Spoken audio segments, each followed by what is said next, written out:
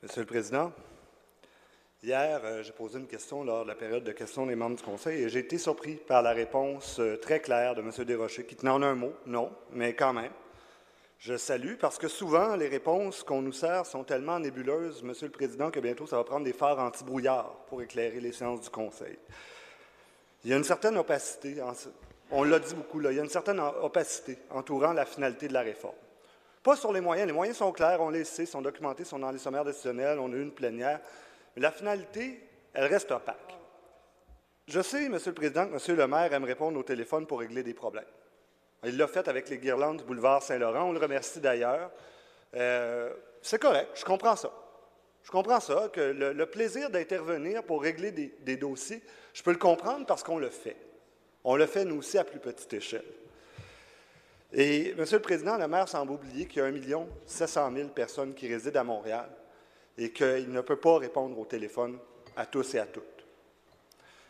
Des fois, on a l'impression qu'il confond son mandat avec celui de maire de Sainte-Anne-de-la-Pérade, 2126 habitants, 109 km², pourrait tous les connaître par leur prénom et régler tous les dossiers lui-même.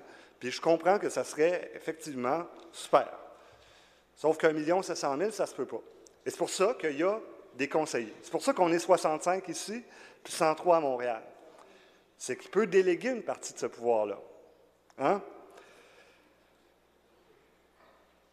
Et c'est ça qui blesse dans la réforme, Monsieur le Président, c'est qu'on sent qu'on veut nous retirer ce pouvoir-là, nous retirer cette responsabilité-là, qui est de pouvoir répondre aux questions légitimes des citoyens. C'est presque une négation du travail local des élus.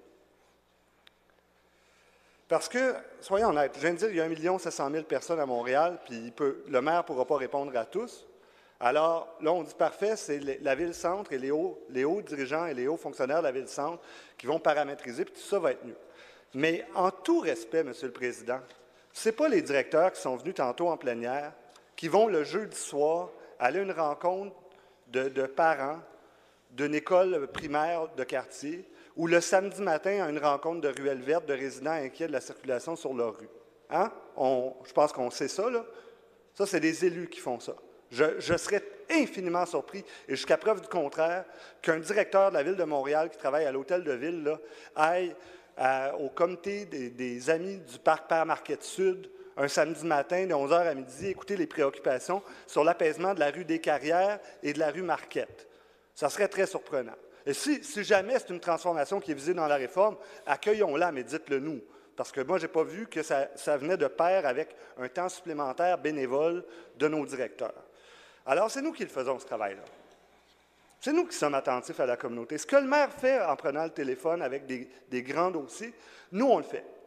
On va justement, le samedi à 11h, à la rencontre des amis du parc Père Marquette Sud qui sont inquiets de la circulation de la rue des Carrières. Puis on les écoute, puis on échange avec eux. Puis après ça, c'est facile, on revient en arrondissement, puis on parle à un directeur, un chef de division, puis on peut régler le problème. Et ça, on ne pourra plus.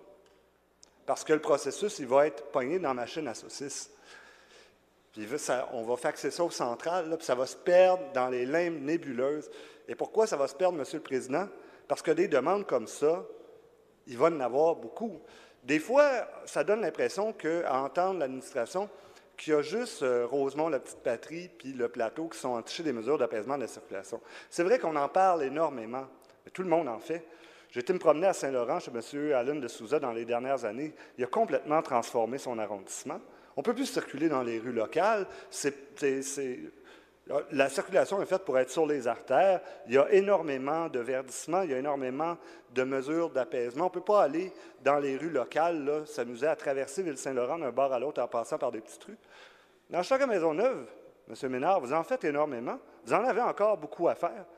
Alors, transférons tout ça au central en mettant tout ça en artère, puis il s'en fait à Outremont, puis il s'en fait partout, puis il s'en fait à Antique.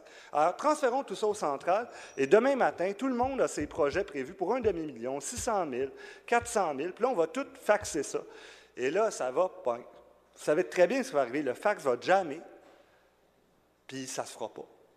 Puis là, nos citoyens vont venir nous voir en conseil d'arrondissement, parce qu'il y a encore une démocratie locale en arrondissement.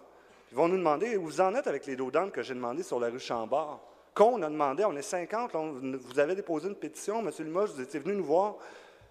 Là, on va dire, bien, on ne sait pas, demander à Ville-Centre, c'est plus de notre compétence. Puis quand on répond ça, là, que ce soit sur la rue ou en conseil d'arrondissement, la Ville-Centre a l'air, paraît mal, nous paraissons mal, tout le monde est déresponsabilisé, il n'y a rien qui se fait, puis les élus ont l'air de ne rien faire, puis on contribue à gravement augmenter le cynisme dans la population. Alors, le problème là-dedans, c'est que c'est ça. Ça fait de notre travail qui est passionnant, ça va devenir un rôle de figuration. Puis tout ça, pourquoi? Parce que le maire ou le directeur général, et je ne sais pas encore, parce que je n'ai pas fait la déduction, lequel des deux est mal à l'aise avec ce pouvoir-là délégué aux élus locaux en arrondissement, puis il voudrait que ça soit absolument tout dans sa cour. Mais il y a un des deux qui veut ça c'est clair. Alors, notre travail qui est passionnant va devenir inintéressant, vide et contre-productif. C'est ça qui va se passer. Alors, j'ai commencé mon intervention en parlant d'opacité des réponses sur la finalité. Et on est toujours dans cette opacité-là. Cette opacité-là nous oblige à déduire. Puis, une fois une déduction écartée, celle sur laquelle on m'a répondu hier, il en reste deux possibles. Puis, les deux sont extrêmement graves, M. le Président.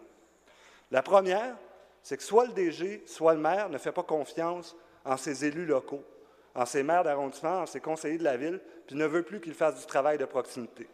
Et ça, si c'est le cas, M. le Président, c'est extrêmement inquiétant, puis je vais m'y opposer de toutes mes forces.